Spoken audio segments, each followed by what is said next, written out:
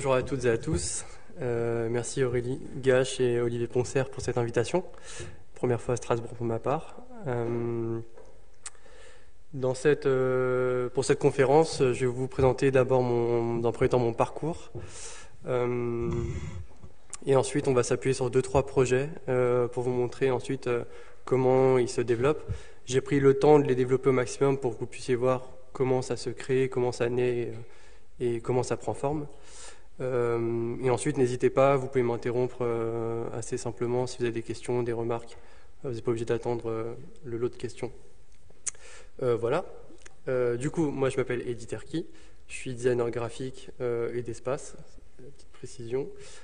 Si je dégage quelques mots de mon travail, on parle de design graphique, d'espace, de design social. Il y a un rapport au geste et au corps, c'est un peu la base de ma pratique. Il y a la question de la transmission, beaucoup la question de la mémoire et du territoire. C'est ce qui finalement guide le plus mon travail et qui m'amène à travailler beaucoup avec les habitants, les habitantes. Sur la question du territoire, la question des langues vient aussi. Je travaille beaucoup en Île-de-France et je travaille aussi en région Grand Est. Je pense que c'est les deux régions où je travaille le plus. Là, c'est quelques slides d'images pour juste vous montrer les différents aspects, en tout cas, de ce que je fais. Quand j'étais étudiant, je travaillais beaucoup sur l'engagement du texte dans l'espace public, l'espace privé et public. Ce qui m'intéressait, c'était cette relation entre une écriture et un espace. Donc, c'est ce qui m'a amené très rapidement à faire un ensemble d'expérimentations. On va rentrer un peu en détail là-dedans. Mais du coup, pour m'appuyer là-dessus, en 2016, je suis sorti des Arts décoratifs de Paris. J'ai mené un diplôme. Il y a 2 images, je crois, non, 3, une, ici, ici et ici, où je travaille sur le rapport entre un texte et un espace, et ce rapport aux autres également. Suite à ce diplôme, j'ai du coup fondé un atelier qui traite ces questions-là. Et parallèlement, j'ai aussi mené différentes résidences, notamment un post-diplôme de résident, enfin d'intervenant en milieu scolaire, où j'ai travaillé pendant 1 année au sein d'une école primaire avec une enseignante pour savoir comment, par le design, on pouvait trouver des façons de transmettre, en tout cas le métier, de travailler avec les élèves. C'est ce qui m'a mené à un mémoire sur la question de la transmission. Et en fait, vous allez très vite voir que finalement, aujourd'hui, les projets conjuguent tout ça. C'est-à-dire que il y a cette question de l'écriture dans l'espace, il y a ce rapport aux mots, ce rapport aux autres, ce rapport à la prise de parole et à la transmission. Finalement, tout se confond, aussi bien en termes de commanditaire que de projet. Voilà. Donc le premier mot, c'est celui de l'espace. Voilà, c'est vraiment comment la lettre s'exprime et comment elle s'adapte en tout cas à ce lieu et comment elle travaille aussi avec les autres. Parce que vous avez des écritures qui s'effacent, des écritures qui restent. Il y a aussi ce rapport à la temporalité qui prend forme. Là, on est dans le rapport plus à l'espace public. Là, c'est l'Institut du monde arabe. Là, on est durant mon diplôme. Là, c'est en Suisse, par exemple, sur la question des langues.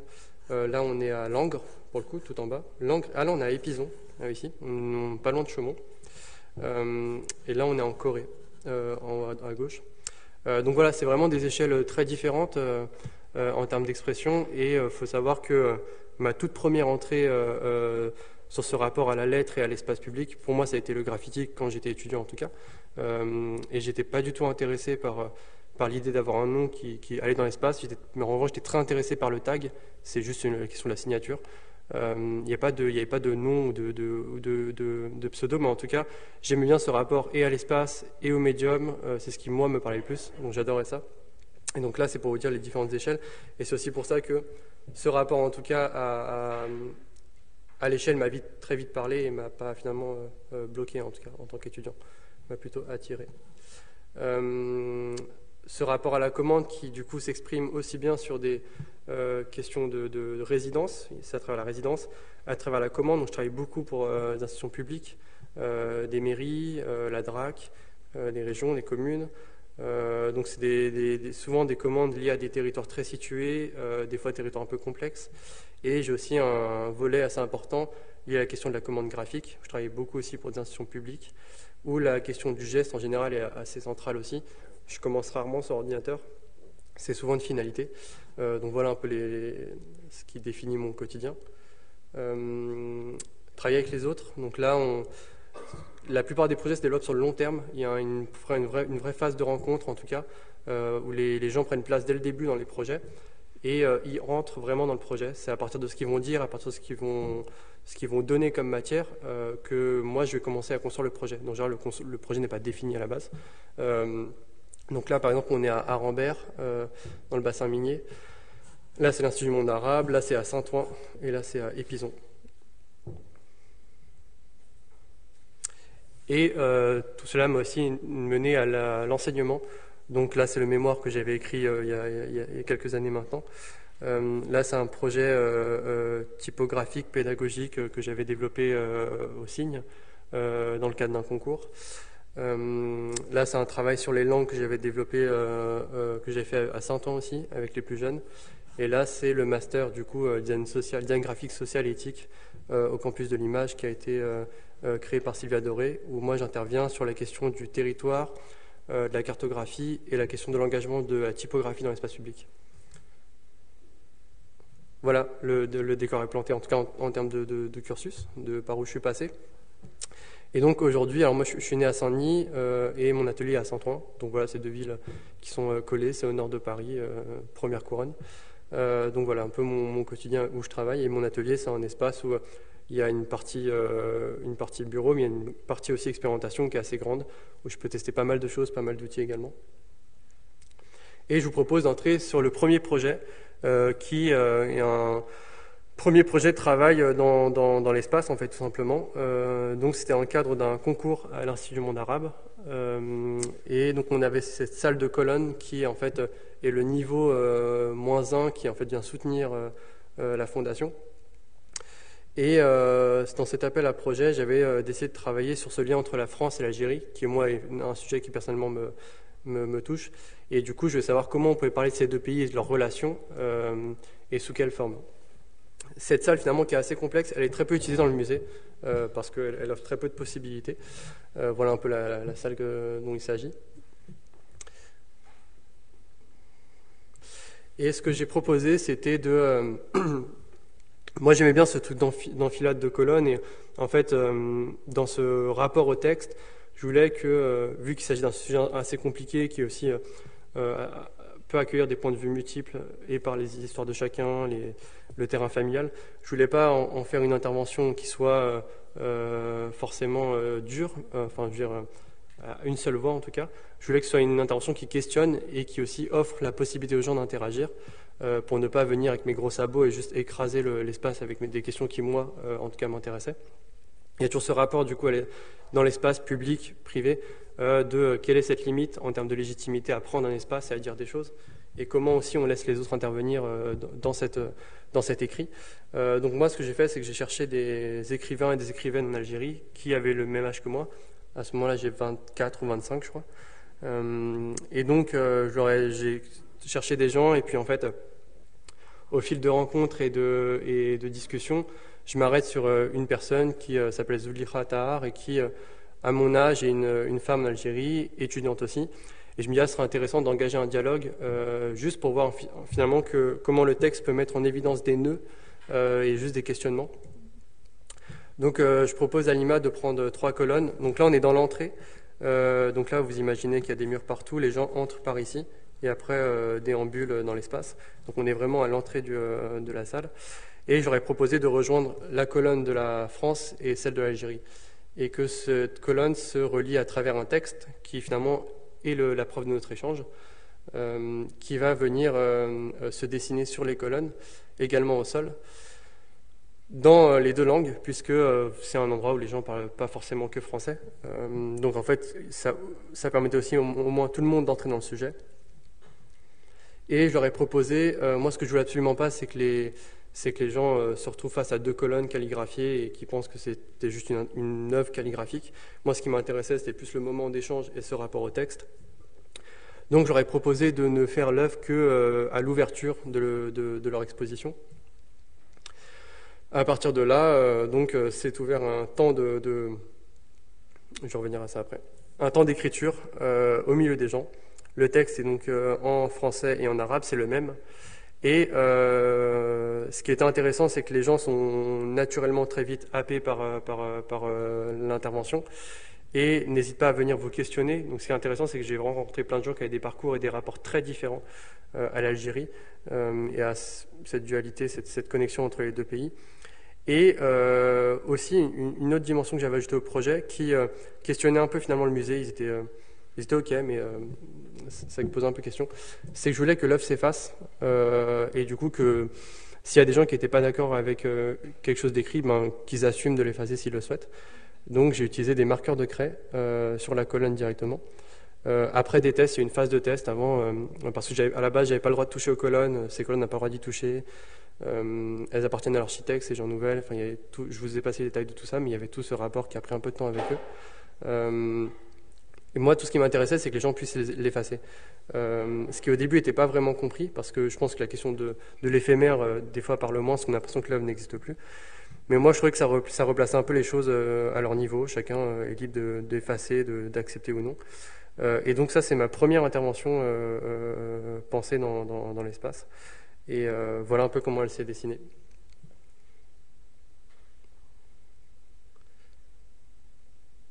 Avec le texte au sol qui naturellement est parti assez vite, finalement.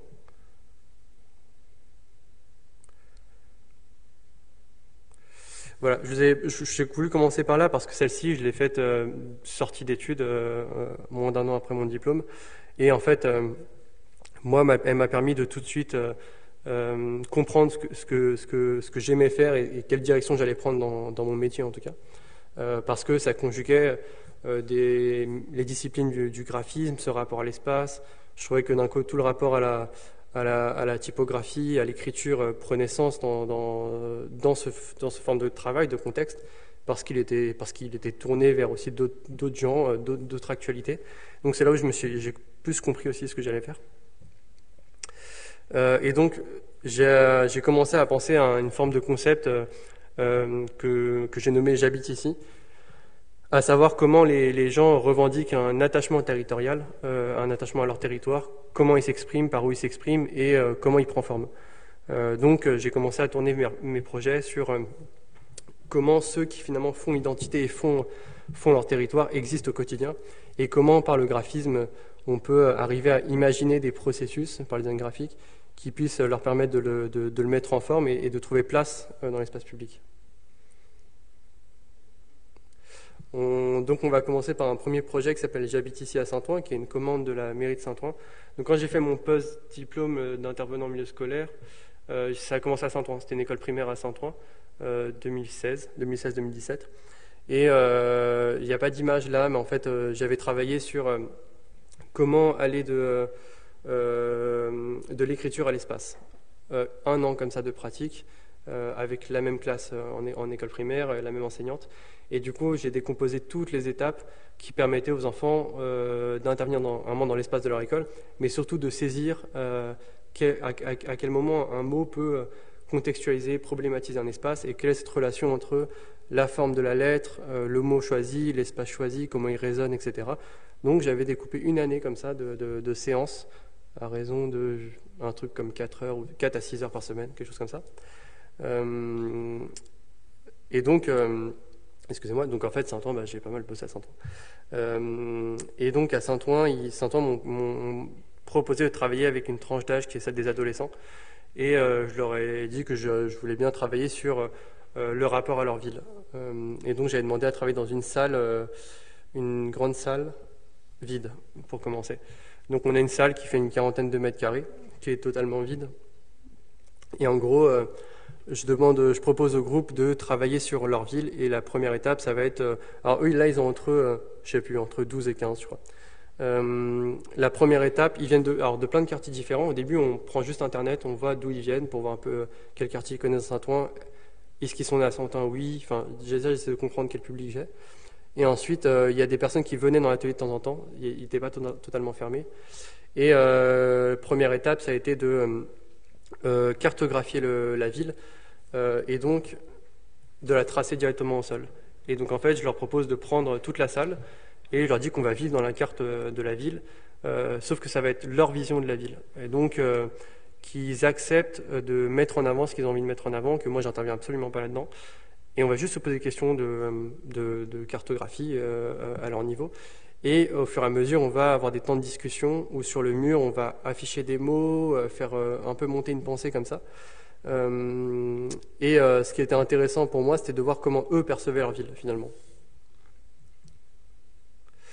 Et donc, très rapidement, la ville commence à prendre forme. Ce qui est assez intéressant, c'est qu'on voit très vite l'attachement à leur propre quartier, qui des fois, en fait, c'était assez drôle à voir. C'est que finalement, ils ont tous commencé à des endroits différents de la pièce, et certains ont surexagéré de toute façon leur quartier. Donc en fait, il y a tout de suite des questions de rapport d'échelle qui se posent, de rapport à l'autre, à leur niveau, et comment ils arrivent à se rejoindre dans cette cartographie. Donc ça a pris pas mal de temps. Et je voulais juste leur montrer à quel point ils avaient leur perception de leur ville et comment finalement ils souhaitaient la dessiner.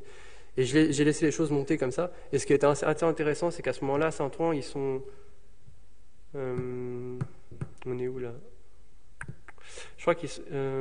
attendez, j'ai un doute. Je crois qu'ils sont à droite, mais qu'en fait, il y a un passage à gauche. Il y a un passage à gauche. Et en fait, il y a un énorme problème à Saint-Ouen, c'est qu'ils souhaitent fermer Main-d'œuvre, qui est un haut lieu culturel indépendant à Saint-Ouen. Et il y a plein de lieux comme ça indépendants à Saint-Ouen que le maire de droite a souhaité fermer. Mais à coup de bataille juridique, ça allait assez loin. Et en fait, ce qui est assez intéressant, c'est que finalement, les élèves vont très vite dans leur cartographie d'essayer d'effacer des choses, les laisser apparaître. Et ce qui va prendre le plus de place finalement dans la cartographie, c'est les cités de Saint-Ouen, en fait c'est les cités où ils vivent tout simplement, et c'est des lieux culturels assez indépendants. Et en fait c'est là où finalement eux vont le plus. Et la première question, d'ailleurs je ne l'ai pas dit, mais la première question que je leur ai posée, c'est pour commencer cette cartographie, qu'est-ce qui fait le centre de la ville? Ça a été le point de départ de l'atelier. À l'unanimité, ça a été la mairie. J'ai pas du tout orienté là-dessus, mais la mairie, ils ont essayé de la mettre au centre. Donc c'est à partir de là que s'est construite aussi la cartographie.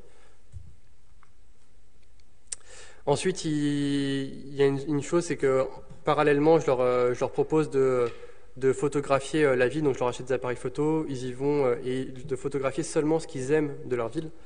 Et eux me demandent à vouloir passer en volume, donc ils me mettent des éléments en volume comme ça, qui commencent à prendre forme sur la carte. Et il y a plein de choses qu'ils effacent cette ville, donc je propose finalement à la direction de l'action culturelle avec qui je travaillais, de faire une visite des élus à ce moment-là, qu'eux puissent voir un peu ce qui se passe. Et ça va être assez drôle parce qu'ils vont très vite voir que des lieux comme Main-d'œuvre prennent une place énorme dans cet espace, que plein de lieux que eux jugent en tout cas assez tournés vers les jeunes vont totalement disparaître parce qu'eux sont moins concernés par ce qui s'y passe. Et donc là, il y a aussi de l'autre côté, mais j'ai que cette photo-là. Et en fait, à partir de là, moi, j'enregistrais tout, en fait, durant cet atelier. Et donc, ce que je propose aux élèves, c'est de leur dire, maintenant qu'on a réfléchi à ce rapport à la ville, il faut le redonner à la ville. Donc, voir en fait ce que les gens en pensent. Donc, je leur propose de situer un endroit qu'ils aiment bien dans la ville. Le square Marmottan, c'est là où ils se rejoignent tous à chaque fois. Donc, on commence à partir de là. Ce square, en fait, il y a un métro ici. Il y a une entrée possible par là, une entrée possible par là. Donc, ça veut dire qu'il y a un flux comme ça. Donc, en termes d'espace, moi j'y vais, je photographie tout, je reviens en atelier, je leur montre tous les espaces de ce parc, les déambulations possibles, et je leur dis qu'est-ce qui me semble intéressant en tout cas à travailler. Et ce qui est sûr, c'est que dans un premier temps, je leur propose à partir de leurs photos, de commencer à penser des collages qui parlent de leur quotidien dans cette ville-là, et que ces photos et ces collages viendront dans le parc. Et je leur propose aussi de réécouter les enregistrements qu'on a eus ensemble et d'extraire des questions et des phrases qui sont sorties dans cet atelier-là avec leurs échanges ici. Et donc en fait, tout ça va prendre place dans ce parc. On est en plein été, donc j'ai proposé d'imprimer ça sur des transats parce que je leur expliquais aussi que je me voyais pas afficher ça en énorme dans le parc. Et aussi laisser les gens, s'ils le souhaitent, lire ou ne pas lire. Donc ça a été le choix. Et donc dans les questions, voilà, il y a qu'est-ce que le centre de la ville, combien de langues est-ce qu'ils entendent, est-ce que les cités sont des monuments. Ça c'est marrant, c'est une question qui avait été posée par un des gamins parce qu'il me disait que finalement c'est ce qui ressort le plus et qu'en fait c'est là où ils étaient le plus. Donc en fait il y avait cette dualité avec les puces de Saint-Ouen. Peut-être vous ne connaissez pas, mais du coup c'est une portion de la ville qui est assez problématique dans ce qu'elle donne à voir. Et du coup, voilà, est-ce que les plus intenses sont de Saint-Ouen ou de Paris? Parce que dans leur logo, les plus de Saint-Ouen, ils jouent sur un truc où ils disent les plus de Paris à Saint-Ouen. Enfin, il y a un truc comme ça qui joue au niveau politique, au niveau des finances, etc. Donc voilà, cette question est posée. Est-ce que Carrefour Playel elle appartient à la ville aux Odoniens, Odoniennes? Parce que Carrefour Playel, c'est un espace qui est totalement l'opposé. Et moi, j'avais une fille de Playel, ce qui m'a vraiment étonné, parce qu'en fait, ça appartient à Saint-Denis, c'est pas lié à Saint-Ouen. Et elle-même m'a dit, bah, en fait, elle fait tout à Saint-Ouen, mais elle ne sait pas en fait où elle est. Et c'est assez drôle parce que c'est vraiment excentré, c'est entre les deux villes. C'est très étrange comme endroit. Et les Docks, c'est le nouveau quartier flambant neuf de Saint-Ouen qui a fait exploser le loyer. Donc voilà, ce travail va venir prendre forme à cet endroit-là. Et du coup, on a forcément aussi un lien avec la mairie qui vient aussi voir les suites de cet atelier. Et c'est aussi un moment pour rencontrer les familles des élèves qui ont participé, des enfants qui ont participé. Et suite à ce travail, on le prolonge. Ouais, ils en font évidemment. Des fois, il y a des formes d'agora qui se créent, des fois, les gamines elles se protègent avec. Ça, c'est drôle. En fait, moi, c'est ça aussi que j'aime, c'est cette idée que on intervient dans l'espace public, certes, mais on essaie de trouver des fois des façons de faire en sorte qu'on puisse coexister. C'est-à-dire que ce que j'aimais dans ces transats, c'est qu'il y en a qui les prenaient, et voilà, ils s'assoient et basta, quoi. Et en fait, ce travail a continué avec un collège qui était à côté parce qu'ils avaient vu ce travail et ils souhaitaient le poursuivre. Et donc, le Marmottan, c'est ici environ, donc là, on n'est pas très loin. Et on a travaillé avec, j'ai travaillé avec un collège. Et du coup, ce projet s'est fait ici. Alors moi, il faut savoir que ce lieu, je le connais depuis que je suis tout petit parce que ma ville est juste à côté. Juste, j'ai pas du tout regardé le temps. Il me reste combien de temps? J'ai pas le temps non plus. Il est 4. Ok.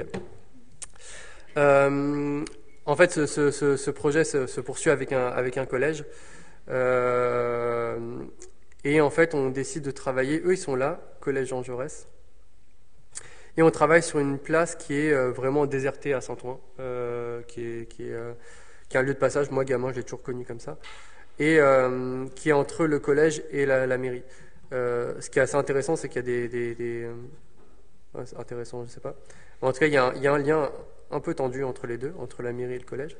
Et à la base, moi, je leur proposais de travailler ensemble sur ce rapport à cet espace-là qui, par les travaux qu'il y a depuis 1 ou 2 ans, les élèves sont très dérangés quotidiennement pour ces travaux. Et du coup, je leur disais, peut-être qu'on peut avoir une action comme ça avec les élèves dans l'espace public pour avoir symboliquement cette envie de reprendre place dans leur espace public, face à ces travaux qui ont pas mal mangé d'espace de déambulation finalement. Et je travaille pendant quelques mois avec une classe des collégiens. Donc comment s'écrit le contexte de ce projet aussi, je ne l'ai pas dit. Le premier, donc on est dans la commande qui vient directement de la mairie. Le second, j'ai plus de lien avec la mairie, pas directement en tout cas. Je suis plus lié à une autre personne. Mais par contre, il s'est fait dans le cadre d'un appel à projet du Grand Paris qui nous permettait au moins de financer ce projet et de travailler avec le collège, parce que du coup, dans ce cas, le collège n'avait pas financé le projet. Et en fait, moi, à ce moment-là, au collège, je toque aux portes pour savoir qui ça intéresse et quelle classe. Et du coup, après, il y a plusieurs classes qui se proposent. Et en fait, on choisit de travailler aussi avec la classe qui a le moins de projets, qui a eu le moins de projets artistiques sur les 2 dernières années. Et à la condition qu'ils soient tous liés à ce quartier pour qu'ils puissent comprendre aussi le projet. C'est comme ça que ça s'est mis en place. Et en fait, ce que je propose dans ce cas-là, c'est d'avoir une action sur cette place-là. Mais il n'y a pas de ligne tracée au départ. C'est juste travailler sur cette place-là et travailler du coup sur ce rapport au changement de cette place qui a un lien direct avec la question du Grand Paris. Donc au début, nos discussions elles sont simples, c'est comment ils perçoivent leur ville, comment ils perçoivent ce changement. Et tous nos nos ateliers au départ sont vraiment basés sur du texte. C'est que de l'échange, c'est que du texte. Des fois, on passe un peu par de la manipulation typo, histoire de mettre en forme des mots, etc. Mais il y a vraiment un processus pour faire monter la parole des élèves, parce qu'ils ont vraiment du mal aussi à formaliser les choses ou à dire ce qu'ils pensent. Donc en fait, je passe par plusieurs types d'ateliers, comme ça, pour faire émerger leur parole. Et parallèlement, je leur montre aussi comment, entre guillemets, comment on travaille un espace. Donc je leur montre toutes les étapes où il y a la question de la prise de mesure, la question de quel type de goudron il y a au sol, l'analyse de la déambulation de cet espace public, quel type de peinture on peut utiliser, quel impact ça a réellement, quelles sont les choses autorisées, non autorisées. Donc en fait, moi parallèlement, je mène tout ce travail-là, et en classe, je leur montre aussi comment ça se passe du coup de l'autre côté. Et au début, on travaille sur ces phrases et ces mots qui commencent à poser sur le sujet, et ce lien avec Jean Jaurès, qui c'est le nom du collège et le nom de la place. Et il y avait une citation de Jean Jaurès qui était assez intéressante, qui faisait écho finalement au projet, donc elle était pas mal pour ça, où elle disait, je ne l'ai plus exactement en tête, on la retrouvera après je pense, mais on sort du Covid à ce moment-là, je crois. C'est une phrase qui finalement invite à analyser le présent, mais surtout pour regarder vers l'avenir. Et en fait, on trouvait un écho avec cette citation-là, parmi d'autres citations qu'ils avaient proposées. Et finalement, on choisit cette citation et on se dit, on va la mettre en regard de leurs phrases et de leurs mots. Et donc, si je reviens à la place, cette place, elle est comme ça. Donc, en fait, on décide, devant le collège, de prendre le milieu exact entre la mairie et le collège, de faire un point au centre et de faire un rayon comme ça qui grossit et qui arrive à cette échelle de cercle environ. Un truc énorme comme ça. Donc là, évidemment, je leur explique aussi comment techniquement on arrive à faire ça. En vrai, c'est que de la géométrie, donc c'est pas non plus ultra compliqué. Mais du coup, on fait ces tracés et on part de ce truc-là. Il y a vraiment ce sentiment de rayonnement énorme. Donc la station la plus grande, ça va être celle de Jean Jaurès, mais le cœur du projet, ça va être eux.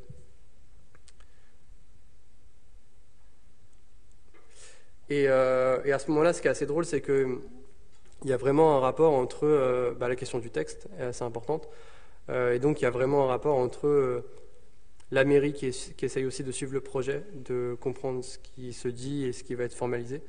Et on voit à quel point la question des mots et des phrases vont être importantes là-dessus. Mais finalement, il y a quand même une forme d'indépendance où eux ont découvert le projet une fois qu'il s'est fait. Donc là, c'est les phases d'intervention qui sont mises en place. J'ai pas énormément de photos, mais en fait, en atelier, il y a eu beaucoup de tests qu'on faisait des retours avec les élèves sur plein d'outils différents, par rapport à la lettre, pour savoir comment la longer, comment la réduire, quelle place ça allait prendre. Ils se rendaient compte qu'une phrase, elle pouvait faire facilement 15 mètres de long. Donc en fait, je venais en classe et je leur montrais tout ça. Je leur donnais des rouleaux et en fait, effectivement, si au rouleau tu fais une lettre, tu la multiplies, tu vois d'un coup l'ampleur de ce que ça fait. Donc en fait, eux, il y a d'abord ce travail du contenu et en même temps, ils ont cet aller-retour avec la matière réelle. Donc je prépare en atelier, on prépare des bandes comme ça, de mots et de lettres qu'eux viennent remplir pour qu'ils puissent se rendre compte de ce que ça fait. Et du coup, des fois, on vient avec les feuilles pour qu'ils puissent voir un peu l'ampleur que ça a dans l'espace. Et là, il y a les tracés des lettres. Une fois qu'on s'est mis d'accord sur une taille, là, on commence le tracé. Le tracé sur la place. Et finalement, c'est, je crois, une semaine d'intervention. Comme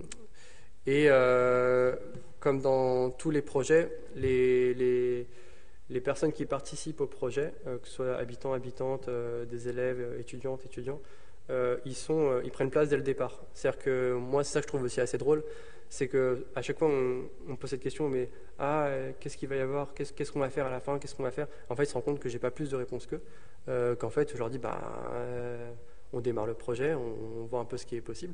Et moi, je les inclus dès ce moment-là. Comme ça, ils voient comment le truc se monte, ils voient comment les questions qui sont posées, elles peuvent voir les difficultés aussi. Et donc, en fait, à la fin, ils sont aussi présents à la réalisation. Et ça, c'est juste en termes de processus. J'essaie de voir à quel moment ils peuvent intervenir pour avoir une liberté quand ils interviennent, et que ça ne prenne pas une place énorme non plus, parce que c'est pas non plus leur rôle. Mais du coup, voilà, ils sont vraiment présents à chaque étape du projet.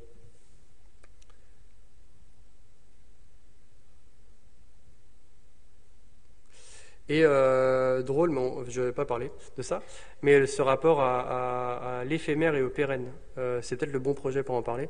Cette place, elle est nettoyée tous les matins par une genre de rotative énorme là. Ouais.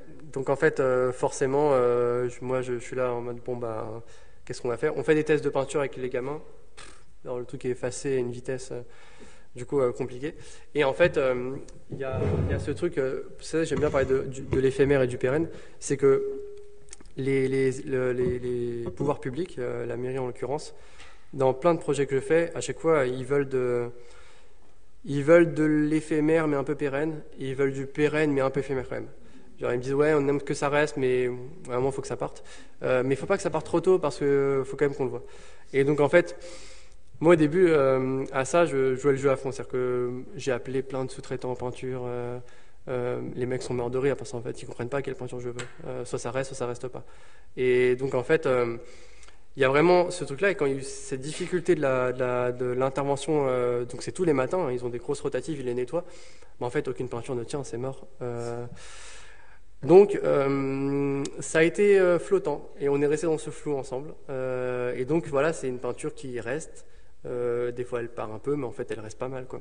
Et en fait ce rapport à l'éphémère et au pérenne, c'est assez drôle parce que du coup il y a un rapport à ce qui est écrit et ce qui reste, et aussi ce rapport à la demande, enfin des fois aux demandes ou aux craintes des mairies, parce que c'est quelque chose qui revient souvent.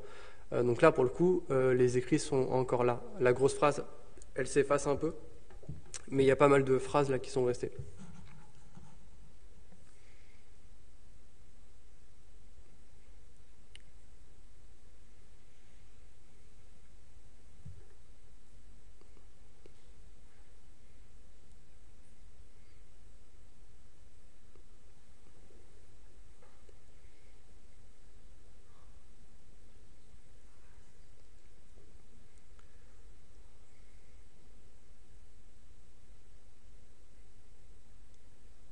Un peu pixelisé ça. Le prochain projet il se déroule à Saint-Denis et il s'est fait par là c'est une commande directe, par une rencontre assez drôle. En fait, à un moment il y avait un appel à projet dans le cadre des JO. Ils allaient construire un bâtiment qui s'appelait Génération à Saint-Denis, et dans le brief ils disaient bah, Génération, passage de témoins, c'est la génération de demain, il faut inclure la ville, etc.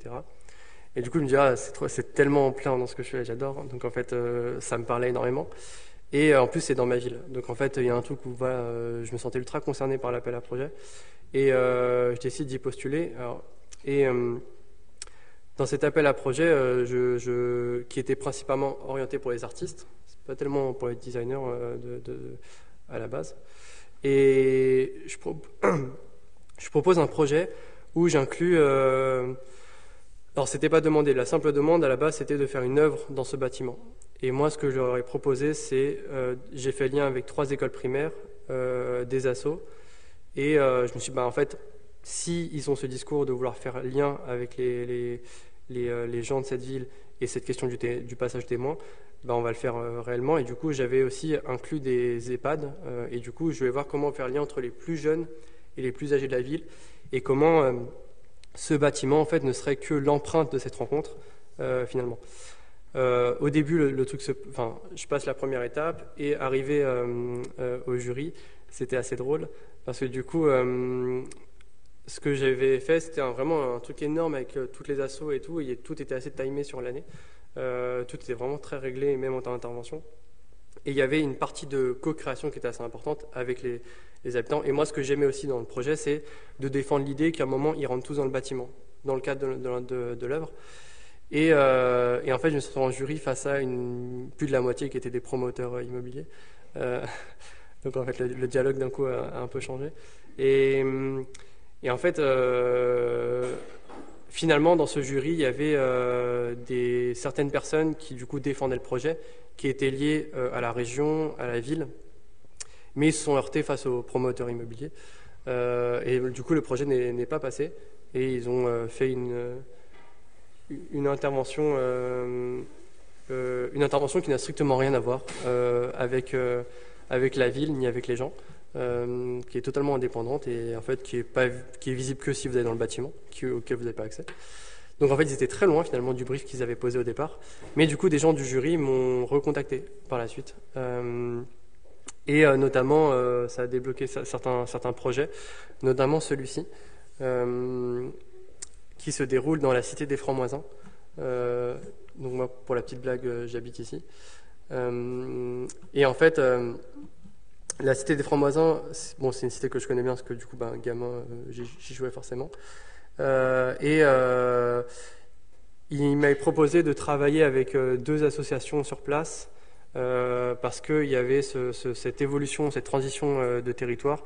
Dans tous les cas, 2 bâtiments allaient être détruits, vont être détruits, parce que c'est une cité qui est très très vieillissante. Il y a 2 bâtiments qui sont très compliqués.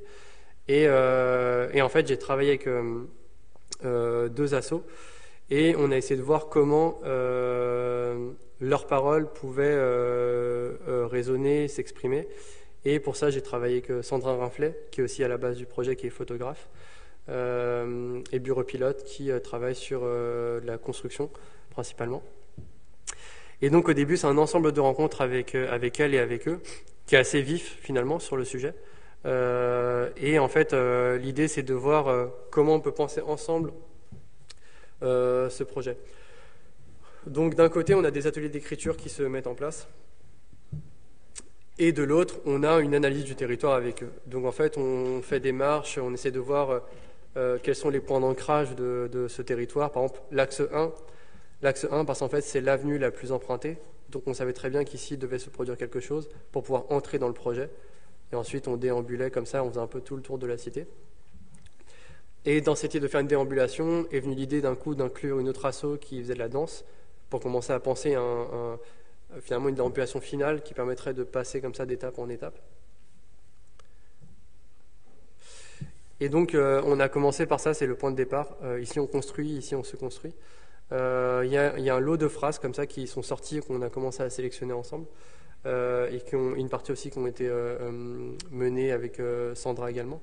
Et en fait tout ce contenu vient prendre forme, et vient prendre forme à différents endroits dans la cité.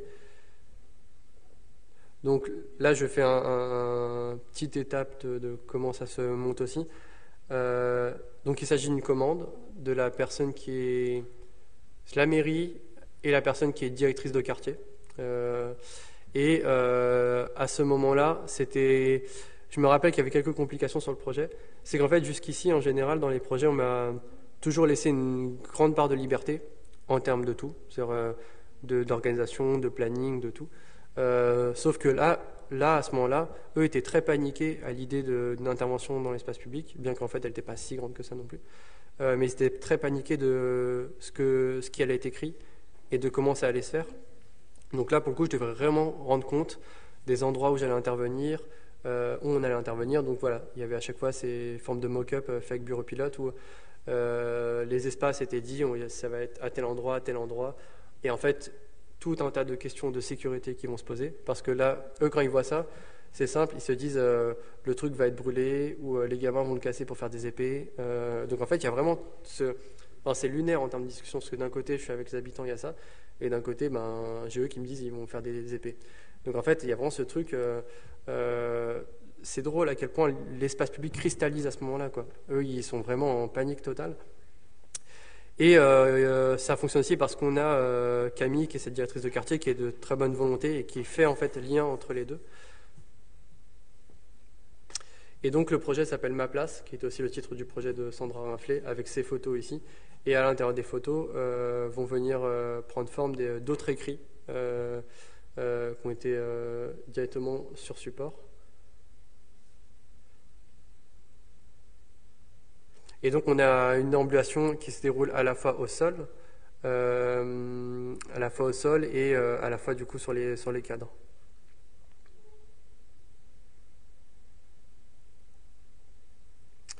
Et là pour le coup c'est pérenne, plus ou moins.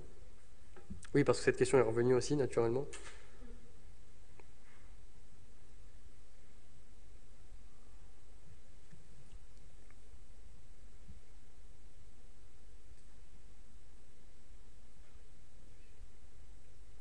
Et là, c'est le jour de l'ouverture, avec du coup le groupe de danse.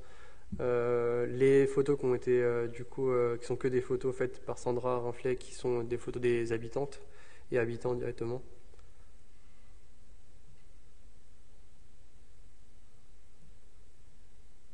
Et en fait, c'est fou comme, enfin, dans ce type de projet, il y a plusieurs strates qui se passent, mais encore, si on parle des habitants ou habitantes à ce moment-là, il y a aussi la question de la valorisation d'une parole plus que d'une autre, quelle place ils ont dans leur propre cité, pourquoi eux, pourquoi elle, pourquoi elle est à tel endroit. Et en fait, à ce moment-là, on n'est plus designer, on est médiateur. C'est en fait, on est au milieu de tout, entre commanditaires, habitants, assos, tout ça.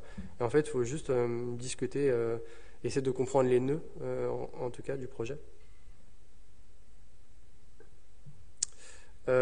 Voilà, et en fait c'est marrant parce que ce projet, à la base, il devait durer qu'une semaine si je ne me trompe pas, et finalement il continue d'exister. Et c'est drôle, voilà, parce qu'en fait la mairie, parce qu'il y a le 14 juillet qui devait passer, il disait 14 juillet ils vont tout brûler. La mairie était vraiment en panique par rapport à ça, et en fait ce qui est assez drôle c'est que nous, on leur a dit, bah, tentons le pari, on voit, on fait et on voit ce qui se passe. Finalement, le projet, il n'a jamais bougé, il n'a jamais été cassé ni détérioré. Et en fait, ça a juste montré une chose, c'est que dès lors où le travail se fait avec eux ou avec elles à la base, il y a en fait une légitimité d'action. Et en fait, ils s'approprient vraiment leur territoire et leur projet et cette action. Et en fait, ils n'y touchent pas. Bien au contraire, ça devient un point de rencontre pour eux. Et à aucun moment, ils ont détérioré ce projet, quoi. Je ne sais pas si j'ai été trop vite, j'ai un peu un doute, je crois que j'ai un peu cavalé. Voilà en tout cas les 3 projets que je voulais vous montrer. Ensuite je peux vous montrer aussi ce que je fais actuellement. Du coup actuellement je travaille toujours dans ces mêmes problématiques, mais à des échelles différentes, sur des endroits différents. Donc là, par exemple, je travaille avec un collège à La Courneuve qui est un 1% artistique qui se développe sur une année, 2 années. Et donc dans ce projet, c'est un collège qui en fait concentre un nombre de langues assez différentes, assez grandes. Et c'est même d'ailleurs une des qualités demandées aux profs qui souhaitent enseigner. On leur demande vraiment s'ils sont aptes à pouvoir parler plusieurs langues. Et du coup, ça en fait un collège assez étonnant. Et dans ce projet-là, du coup, je collabore aussi avec Sylvia Doré sur ce projet. Et s'est posé la question de comment travailler la question de la langue et du dialogue comme ça dans le collège, sans forcément rentrer directement sur la question de la langue. Et la question de la nourriture s'est posée. Et donc, en travaillant sur la nourriture et les recettes, c'est ce qui vient faire le nœud du projet et vient commencer à permettre de sortir à la fois des questions de culture, il y a des citations, il y a des langues, mais le point fort du projet, ça a été aussi l'envie. En fait, ce collège, il est au milieu d'une cité, à La Courneuve. C'est assez drôle quand même, parce que du coup, vous avez la cité, concrètement, bah, en fait, les parents peuvent voir leur gamin dans la cour, quoi. Et ce que je trouvais assez intéressant, c'était de faire un projet qui s'inscrivait plus dans le long terme. Donc là, on a poussé clairement en termes de deadline. Mais c'était de faire littéralement rentrer les familles dans le collège. Et du coup, qu'eux rentrent dans le projet littéralement. Et donc en fait, toute la question de la nourriture, elle ne passe pas par des recettes trouvées sur Internet. Elle vient que des familles. Donc il y a un long travail de lien avec elles, où on leur demande de nous partager leurs recettes familiales. Ensuite, on va chez eux, chez elles, pour voir comment ils les cuisinent. Donc, il y a ce corpus qui prend forme, qui vient s'exprimer dans le collège, face à des citations aussi. Et les élèves sont finalement le centre, puisqu'on a choisi de travailler avec les élèves les plus volontaires, et pas seulement une classe. Et donc, ces élèves sont partis de la question de la lettre. Là, maintenant, sont dans la question de la nourriture. Et on va arriver sur la question de l'intervention dans l'espace public, où j'ai prévu un ensemble d'ateliers où eux vont vraiment pouvoir prendre place dans cette inscription. Voilà le projet actuel. Et après, quelques autres projets qui sont tournés principalement sur d'un côté la question de la transition de certains territoires où on me demande de réfléchir des questions de déambulation. Donc là, on n'est plus sur un travail, c'est vraiment de la concertation et de la déambulation à l'échelle de quartiers de certaines villes. ou sinon des projets qui sont, par exemple à Saint-Dizier, c'est un projet que je travaille sur avec 5 écoles sur le rapport à Mico, cette entreprise. Et du coup, c'est un projet où j'ai décidé de travailler sur la mémoire de ceux qui ont travaillé à Mico, qui ont un passé à Mico, et qui finalement font l'identité de Saint-Dizier et de cette industrie. Et du coup, j'essaie de faire lien entre les plus petits et les plus âgés dans ce projet. Voilà, je crois que j'ai un peu tout dit. Merci.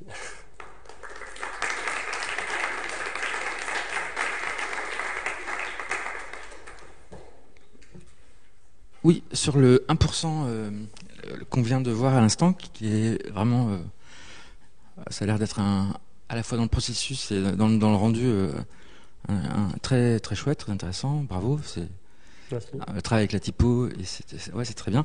La question que je me pose, on voit à peu près la temporalité du 1%, le formalisme aussi du cahier des charges, etc.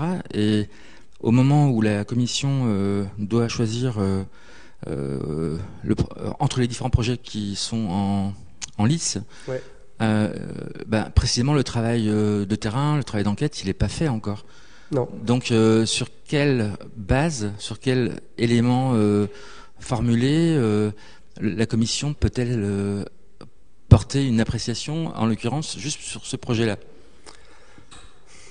Je vois très bien. Je pense que, à mon avis, les clés de lecture, elles sont à 2 niveaux. Le premier, c'est que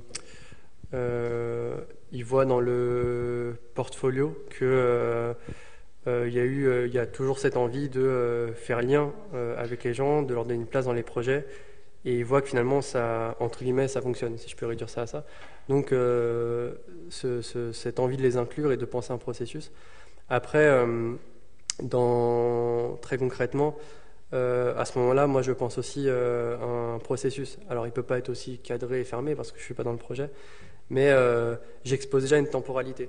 Et j'expose déjà comment je souhaite entrer dans le sujet et quelles vont être les différentes étapes. Et en fait, il y a un truc, c'est que d'abord, il y a cette couche des élèves, où là, effectivement, il faut choisir une classe ou un groupe d'élèves et travailler avec eux sur 1 an. Et après, c'est rajouter cette couche qui n'était pas du tout demandée, mais qui est le cœur du projet, de faire lien avec les familles. Et là, je leur explique, en fait, les différentes étapes par lesquelles je souhaite passer pour faire lien avec ces familles et pour les inclure dans le projet. Donc tout ça est vraiment explicité, mis par écrit, avec toujours une marge d'erreur naturellement. Mais après, je pense que c'est soit ils croient en le projet, soit ils y croient pas. En tout cas, ça se joue là-dessus. Mais en tout cas, ce que je veux dire, c'est qu'ils ont quand même des éléments assez tangibles et concrets pour savoir si c'est possible. Quand le projet a démarré, il y a eu beaucoup de soucis, pas de mon côté, mais du côté de l'école, parce que affrontement entre la directrice, l'équipe enseignante, tout change et tout. Eux, là-dessus, ils m'attendaient un peu au tournant, savoir comment j'allais gérer le projet, comment j'allais réagir. Et donc, en fait, là, pour moi, encore une fois, c'est juste, je me pose et j'essaie de réfléchir toutes les façons des fois, mettre une distance avec certaines personnes où je me dis, en fait, ils sont pas dans le projet, c'est pas eux qui doivent le driver. Du coup, je cherche, il y a aussi un truc, peut-être que ça se voit dans les projets, mais je cherche, la chose principale que je cherche, c'est l'indépendance dans tous les projets. Il y a un projet dont j'ai pas parlé, mais que je mène actuellement, où je travaille sur la transition de Playel, qui est un endroit qui se tape dessus entre les JO et plein de choses.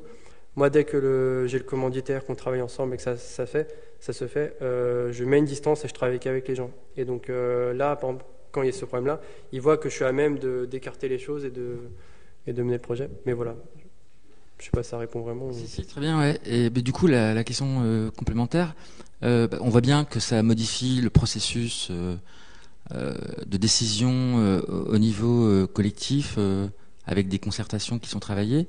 Mais dans quelle mesure ça transforme le mode de décision qui est assez habituel dans une ville comme Saint-Ouen, dans une ville comme Saint-Denis, j'allais dire durablement au-delà du projet? Est-ce que ça se mesure ou pas?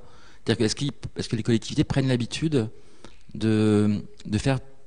En fait, le lien avec ce matin, c'est sous un certain angle la science participative, c'est-à-dire qu'il appartient à chacun de devenir un peu à son échelle contributeur d'une chose collective.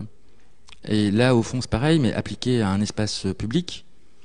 Donc, on voit bien, enfin, on peut mesurer dans les atlas communaux de la biodiversité le partage de savoir et de connaissances qui se trouve au cœur du processus. Et ici, est-ce que la participation des habitants modifie le cadre habituel de prise de décision de la collectivité? Je ne sais pas si on peut dire que l'impact il est si grand, concret, réel. Je pense que il se joue à plusieurs niveaux. Au niveau direct, je pense qu'il se joue vis-à-vis des personnes qui participent et qui en fait d'un coup ont aussi une forme de valorisation, de lien avec son territoire, lien avec les gens les plus proches. Donc en fait, je pense à ce niveau-là, il y a une connexion qui se crée et qui tisse du lien entre eux. Après, je pense que dans un autre niveau, c'est savoir concrètement avec qui je vais travailler, fait que ça va donner aussi plus de force et de poids à certaines personnes. Ce que je veux dire, c'est que concrètement, par rapport aux francs-moisins, les deux assos, je travaille avec les deux assos qui s'opposent à la destruction. Et du coup, à ce moment-là, moi, dans ce projet, je ne suis plus en discussion, en tout cas sur les questions de contenu, avec la mairie. Si je prends Saint-Ouen, je décide de travailler avec le collège qui concrètement s'oppose à la mairie. Et je mets une distance avec la mairie à ce moment-là. Donc en fait, il y a aussi peut-être ce jeu où, par un projet, ça permet à certains dont j'estime le combat ou la place, de rajouter une bille à leur défense et à leur présence, surtout. Là où, par exemple, Playel, qui est, je pense, l'un des projets les plus tendus que je mène, concrètement, Playel, j'ai décidé de remettre le projet à la base, qui est à un moment, qui est venu à Playel, pour y faire quoi, qui y vit et qui y reste. Et en fait, à ce moment-là, je suis plus du tout en lien avec le commanditaire et eux savent pas trop encore ce qui va se passer, ni quelle forme ça va prendre. Mais ce que j'aime dans la façon dont je travaille, c'est que je sais qu'à un moment, il y a un parti pris qui est fait et je me dis que ça peut forcément que pousser d'autres voies. Voilà. Donc après, non, je ne peux pas quantifier un impact. Je pense pas. Pour être très concret, par rapport à la première expérience avec la cartographie au sol d'un lieu qui faisait surgir un lieu qui avait l'air beaucoup plus important pour les enfants que pour la mairie, est-ce que ça a eu un impact sur le fait de démolir ce lieu? Ah non, ils l'ont pas démoli. Hein. Ah non, tu parles de main d'œuvre? Ouais. Ah oui. Ça a eu un effet, parce que ça répond. Non, main d'œuvre, non. Ça illustre concrètement ce que demande Grégory. Non. Alors, ce qui est intéressant dans cette rencontre-là, c'est que concrètement, les élus sont face à des. Moi, c'est là où j'ai bien aimé cette rencontre, c'est qu'en fait, elle se fait en toute simplicité. Ils viennent, ils voient ce qui a disparu et ce qui est dans la carte, et les gamins leur en parlent. Et donc en fait, leur disent en quoi ils aiment main d'œuvre, qu'est-ce qu'ils y font, pourquoi ils aiment ce cinéma. Moi, j'apprécie ce moment-là parce qu'il est en toute courtoisie, quoi. Et là, ils serrent un peu les dents parce qu'ils voient vraiment ce qui se passe. Mais donc, ce lieu-nom n'a pas disparu. Ah ouais. Donc, ça a eu un effet d'une certaine façon, non? Je ne vais pas dire que ça a eu un effet, il ne faut pas abuser. Mais en tout cas, ça leur a permis d'avoir une autre voix qui est celle des plus petits. Ouais. Et de savoir que des gamins entre 10 et 15 te disent ça avec toute simplicité. En tant qu'élu, je pense que tu réfléchis un peu quand même. Ouais. Mais. Donc ce lieu-là, non, existe toujours. Et de toute façon, les gens étaient farouchement opposés à sa destruction. Merci.